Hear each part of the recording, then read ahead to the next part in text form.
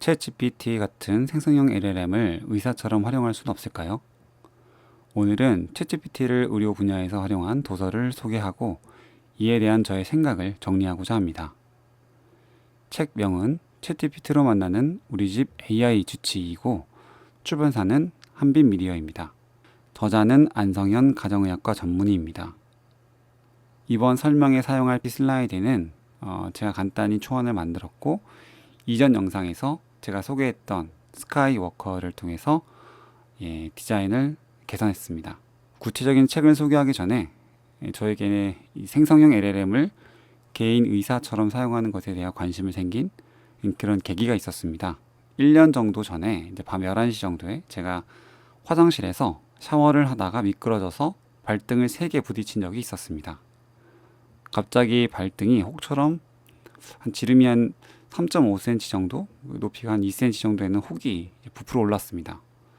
통증이 이제 심하진 않았는데 발등에 혹처럼 이제 부풀어 오르니까 무척 당황스러웠습니다. 그리고 밤 11시에 병원 응급실에 갈 정도는 또 아닌 것 같고 냉찜질이나 온찜질을 하면 가라앉을 것 같긴 한데 어떻게 해야 할지 몰라서 조금 당황했었습니다. 그런 찰나에 재빨리 노트북으로 가서 챗GPT에게 내 현재 상황을 입력하고 어떻게 하면 좋을지를 한번 물어봤었습니다. 그때 챗GPT의 결과 혈액이나 체액이 고여서 이제 부풀어 오른 것 같다. 연부 조직, 타박상이나 이런 증상 같은데 냉찜질을 한번 해보고 또 심장보다 발을 높은 위치에 위치하라는 그런 조언을 해주었습니다. 그리고 나서 그렇게 수행했더니 자고 일어나니까 대부분 붓기가 사라지는 것을 경험했습니다. 그때 사용했던 프롬프트를 한번 갖고 와봤습니다. 어느 정도 필요한 정보가 잘 정리된 그런 프롬프트라고 생각이 돼서 이렇게 소개해 드립니다. 의료 전문가로서의 어떤 역할을 부여했고 증상에 관련된 전반적인 내용을 충분히 설명을 해줬고요.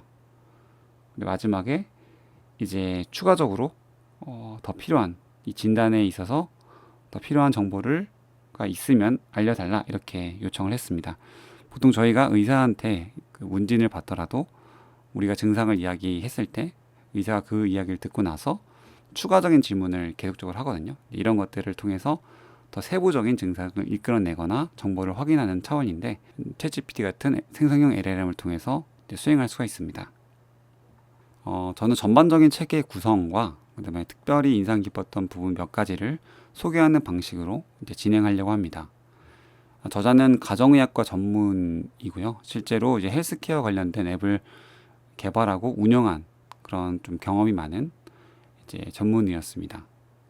무엇보다도 이제 의학적 지식을 갖고 있다 보니까 생성형 LLM의 그 문제점들을 좀 확인할 수 있는 그런 전문가적 위치에 있었습니다.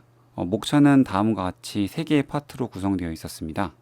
파트 1에는 이제 챗GPT를 건강관리에 왜 사용해야 되는지 그리고 어떻게 사용할 수 있는지에 관련된 전반적인 설명이었습니다.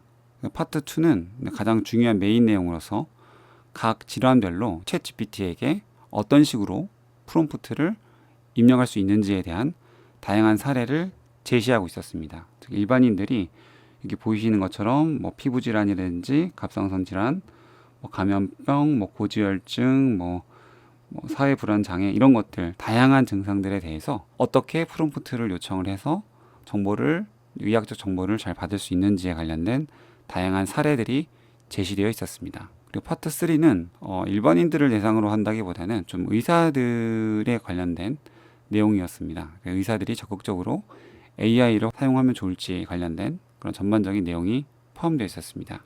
인상 깊었던 부분을 몇 가지 소개해 드리겠습니다. 파트 1에서 주의 깊게 봤던 부분은 AI 주치의로서 이제 챗GPT를 어떻게 활용하면 좋을까? 이런 5가지 영역을 주로 물어봐라.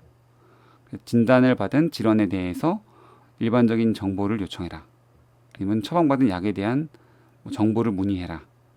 아니면 의학 용어라든지 진단서 내용, 그리고 이제 건강한 생활 습관에 관련된 조언 이런 것들을 요청해봐라. 이렇게 의학 전반에 관련된 정보 이런 것들을 요청하는 차원이었으면 좋겠다고 이야기했고 반대로 좀 피해야 될 부분은 어떤 개인에 대한 증상을 요청하고 이에 대한 진단을 요청한다든지 어떤 처방 약물에 관련된 용량 변경 이렇게 좀 중요한 진단에 관련된 부분에 대해서는 아무래도 이제 좀 잘못된 정보가 포함되어 있을 수 있기 때문에 조심해야 한다. 가급적이면 사용하지 않아야 된다. 이렇게 저자는 주장하고 있었습니다. 그렇게 본다면 제가 이전에 했었던 제 사례도 사실은 좀 안 좋은 케이스에 해당하긴 합니다. 파트 2에서 좀 인상 깊었던 사례를 하나 가져와 봤습니다. 그래서 이렇게 사용하면 안 된다라는 케이스로서 프롬프트에 예시가 있었는데요. 그래서 당신은 20년 경력의 숙련된 임상의이자 약물학에 정통한 가정의학과 전문의입니다. 다음 질문에 답해 주세요. 질문은 아이가 12살, 40kg인데 해열제로 펜타우드정 반알을 처방받았습니다. 용량이 적절한가요? 이런 것들은 피해야 된다. 이렇게 저자는 주장하고 있습니다. 그거에 대한 근거로 책에서 제시된 부분은 이걸 챗GPT로 이제 요청했을 때 펜타우드정에 관련된 주 성분에 관련된 부분이 잘못 나올 수도 있고 12살 40kg인 그런 것들을 고려했을 때 적절한 용량인지 아닌지를 잘 계산을 못 해주더라. 이런 것들의 사례를 주고 이제 이거는 하면 안 된다 이렇게 요청을 하고 이걸 사용하면 안 된다 이렇게 주장을 하고 있습니다. 이 부분에 대해서는 사실은 조금 더 좋은 인공지능 모델을 사용하거나 에이전트 형태로 또 전문적인 어떤 정보를 제공한다면 컨텍스트로 충분히 더 나은 결과를 제공할 수 있다고 저 개인적으로 생각합니다. 여하튼 이제 저자는 이런 식으로 주장을 했고요. 반대로 이제 이런 식으로 약물 정보를 활용할 수 있다 이런 예시를 제시하고 있습니다. 위의 내용은 같고요. 질문은 저는 50대 남성입니다. 이분의 고혈압을 새로 진단받고 미카르디스정 40mg을 처방받았습니다. 어떤 약인지 조심해야 할 것은 무엇인지 평생 먹어야 하는지 궁금합니다. 이렇게 의학에 관련된 약에 대한 전문적인 정보를 제공하는 데 있어서는 활용해도 좋다 이렇게 제시를 하고 있습니다. 두 번째 사례를 가지고 왔는데요. 이건 좀 개인적으로 잘 작성된 프롬프트라고 생각해서 가져와 봤습니다. 전반적인 프롬프트 내용, 역할이라든지 어떤 지시사항 같은 것도 있었지만 제가 좀 이제 잘 봤던 거는 나의 건강 정보, 현재 나의 상태를 빠짐없이 의사에게 말하는 것처럼 이제 자세하게 풍부하게 배경까지 설명하는 것들이 좀 필요한데 이런 것들이 좀 잘 정리되어 있어서 가져와 봤습니다. 윗부분 말고 이제 밑에 나의 건강 정보부터 한번 읽어보겠습니다. 나는 29세 여자로 특별한 질환은 없습니다. 1년 전부터 회사에서 스트레스를 받고 있는 일이 생기면 배가 자주 아프고 가스가 찹니다. 설사가 계속되거나 때때로 변비가 지속될 수도 있어요.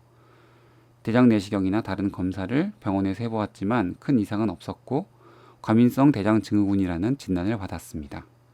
하루에 아이스 아메리카노를 2잔에서 3잔 정도 마시고 주 1회 정도 친구들과 치킨과 맥주를 즐깁니다. 질문: 과민성 대장 증후군이 오래되면 암과 같은 무서운 질병이 될 수도 있나요? 오랫동안 알아서 걱정이 됩니다. 이렇게 좀 나의 건강 정보를 충분히 배경까지 설명하면은 이제 인공지능이 이것을 바탕으로 해서 관련된 정보를 제안하는 데 있어서 또 유리하다 이렇게 말씀드리고 싶습니다.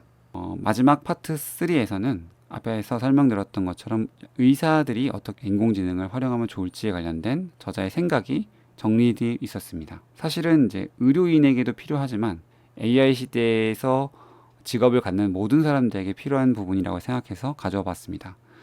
사실 의사라고 하는 게 사실 고도로 전문화된 사실 가장 안정적인 직업 중에 하나인데요. 이 의사들마저도 사실은 AI를 좀 잘 써야 된다. 본 저자는 이렇게 주장을 하고 있습니다. 첫 번째로 디지털 리터러시를 이제 가져야 된다라고 주장하고 있습니다. 디지털 리터러시라고 하는 것은 AI의 작동 원리와 한계를 이해하는 것이 필요하다는 내용입니다. 그러니까 AI 기술이 현재 어디까지 이제 발전되어 있고 이것들을 가지고 내 전문 영역에서 어떻게 활용할 수 있는지에 대한 감을 익힐 필요가 있죠. 두 번째는 분석적 사고와 비판적인 평가입니다. AI가 생성한 결과를 바탕으로 해서 이제 이 결과를 비판적으로 평가하고 실제 이제 이것이 임상적으로 맞는지 안 맞는지, 실제 상황에 맞는지 안 맞는지를 판단할 수 있는 이 메타인지 능력이 매우 중요하다고 주장하고 있습니다. 즉 AI가 제안한 내용을 맹목적으로 따르지 않고 근거와 논리를 좀 파악한 다음에 실제로 현장에 사용될 만한 것인지, 이게 뭐 환자라든지 아니면 기타 클라이언트에게 도움이 되는지 안 되는지를 판단하는 그런 비판적인 평가 능력이 중요하다 이렇게 말하고 있습니다. 세 번째는 공감과 인간 중심 의료입니다. 의료라고 하는 게 환자의 뭐 이야기를 경청하고 불안을 달래주는 그런 것들이 좀 중요하기 때문에 AI에게 전적으로 의존하지 않고 또 인간적인 공감 능력과 소통 능력을 계속적으로 갖추어야 된다. 이건 사실 뭐 의료 현장뿐만이 아니라 저희가 어떤 고객을 다룬다든지 고객과의 어떤 소통에 있어서도 마찬가지죠. 그 사람들의 어떤 페인 포인트, 어려움을 잘 공감하고 왜 그 사람들이 어떤 그 문제에 처해 있는지, 어떤 문제를 어떻게 하면 해결할 수 있는지에 관련된 것들을 하려면 계속적으로 AI 기술 외적으로 개인적인 공감 능력이 필요한 것 같습니다. 마지막 네 번째는 평생학습과 적응력이라고 제시하고 있는데요. 이건 뭐 의학 분야만이 아니죠. 그래서 계속적으로 전문 지식이 쏟아지고 있습니다. 제가 속한 뭐 데이터 분석이나 인공지능 이런 부분도 마찬가지겠지만 각 여러분들의 업무에서도 계속적으로 지식들이 빠르게 생성되고 있는데요.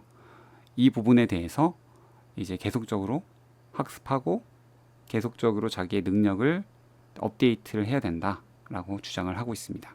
앞에서 설명드렸던 것처럼 이제 그 저자가 AI의 한계로 이제 지적한 사례가 있었습니다. 약물에 관련된 이제 아이가 12살인데 40kg인데 해열제로 이렇게 반할 정도로 처방받았는데 이 적절하냐 이거에 관련된 예시를 이제 했는데 저자가 말한 그 사례에 대해서 최신 인공지능 모델로 다시 한번 테스트를 해봤습니다. 그래서 챗GPT랑 제미나이 2.5 프로를 사용했는데 결론만 보시면은 챗GPT를 사용했을 경우에 정답에 가까웠지만 약간 아쉬웠다. 그리고 제미나이 2.5 프로 같은 경우에는 거의 완벽에 가까운 정답이었다. 이렇게 결과가 나왔습니다. 잠깐 나왔던 결과를 한번 보시겠습니다. 네, 보시면 동일하게 저자랑 동일하게 이제 프롬프트를 넣었습니다. 그래서 생성한 결과는 다음처럼 되어 있습니다. 그래서 분석이 되어 있고 체중 기준 권장량은 200에서 400이다. 낮은 편이다. 이 부분에 대해서는 거의 정확히 나왔습니다. 저자의 책에 보면 이제 적절한 용량으로 체중 kg당 5에서 7mg, 즉 200에서 280mg이 이제 정답이라고 되어 있습니다. 그런데 적절한 용량이 200에서 400mg로 되어 있기 때문에 다소 좀 유사하지만 좀 틀린 내용이라서 이제 완벽한 정답이라고 볼 수는 없다고 봤고요. 하지만 이제 저자가 말했던 그런 결과보다는 조금 더 정답에 가까웠다. 동일한 모델을 썼는데 그렇게 됐다는 걸 말씀드렸고 이번에는 구글 제미나이 2.5 프로를 사용했습니다. 그래서 구글 이제 서치를 킨 상태로 동일한 프롬프트를 작성했습니다. 한 결과 쭉 분석이 됐고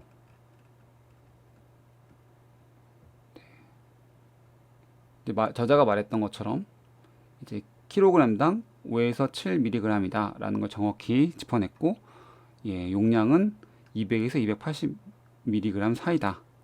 그래서 150mg보다는 다소 적은 편이다. 이렇게 정확하게 이제 저자가 정답으로 제시한 것과 동일한 결과를 추출한 것을 보실 수 있습니다. 제가 여기서 말하고 싶은 건 뭐냐면 AI 한계다. 앞으로 진단을 뭐 하면 안 된다. 이것보다는 현재까지 LLM 수준으로서 약간의 문제점은 있지만 이게 모델이 향상되거나 아니면은 이 모델을 활용한 서비스가 전반적으로 향상되면 현재까지 좀 문제가 있는 잘 안 되는 것들도 얼마든지 될 수 있다. 이걸 하나 이제 설명드리기 위해서 제가 한 가지 사례를 이제 제시한 거고요. 사실 저도 역시 이제 유사한 사례가 경험이 있습니다. 작년 3, 4월에 이제 GPT 3.5 터보나 GPT 4로는 잘 안 됐는데 이제 작년 말 10월, 11월 정도에 제가 GPT 4.5를 가지고 데이터 분석 전처리를 했을 때 이게 잘 수행되는 것을 보고 깜짝 놀랐습니다. 즉 6개월 만에 안 됐던 게 정말 잘 되는 형태로 이제 순식간에 바뀌었다. 이런 경험을 했기 때문에 아마 여러분들도 아마 비슷한 경험을 하시게 될 것 같아요. 그래서 지금은 좀 안 될 것 같은데 내가 방법을 좀 바꾸거나 아니면 기술적으로 조금 더 좋은 기술이 나오거나 하게 되면 이 부분은 언제든지 빠르게 해결될 수도 있다. 그렇기 때문에 인공지능의 개발이라든지 발전에 대해서 끊임없이 관심을 가질 필요가 있다. 이것을 좀 알려드리고자 합니다. 그리고 마지막으로 또 한 가지 좀 더 생각해 볼 점을 이야기해 드리자면, 본 책에서는 간단한 LLM에 대한 도구 형태, 그러니까 LLM과 도구를 활용한 수준의 어떤 서비스였습니다. 챗GPT가 이제 그렇죠. 간단한 에이전트라고는 할 수 있지만 전문화된 에이전트라고 하기에는 좀 한계가 있습니다. 에이전트가 그럼 뭐냐? 약간 정의가 여러 가지 있지만 전반적으로 LLM에 여러 가지 도구를 주고, 그 다음에 이 도구를 어떻게 사용할 수 있는지 리액트 프레임워크라고 해서 여러 번 이제 실행하고 행동할 수 있게끔 해서 LLM이 전반적인 문제를 해결할 수 있게끔 하는 그런 서비스를 이제 에이전트라고 합니다. 간단하게 요약을 하자면 사람의 개입 없이 스스로 판단하고 행동해서 특정한 목표를 수행하는 인공지능 프로그램을 에이전트라고 하는데, 본 저자는 이제 에이전트에 관련된 부분은 설명하지 않았어요. 현재 수준에 간단하게 사용할 수 있는 챗GPT 같은 그런 서비스를 중심으로 말을 했지만, 에이전트처럼 보다 더 전문적인 의료 지식이 정리된 어떤 데이터베이스, 그리고 환자 정보들, 그리고 이것들을 검색할 수 있는 도구, 이런 것들을 같이 주고 정밀하게 판단할 수 있는 이런 로직을 함께 주는 에이전트를 활용한다면 지금 현재 저자가 말하는 수준보다 훨씬 더 높은 수준의 의료 서비스를 개인적으로도 할 수 있다라고 저는 생각합니다.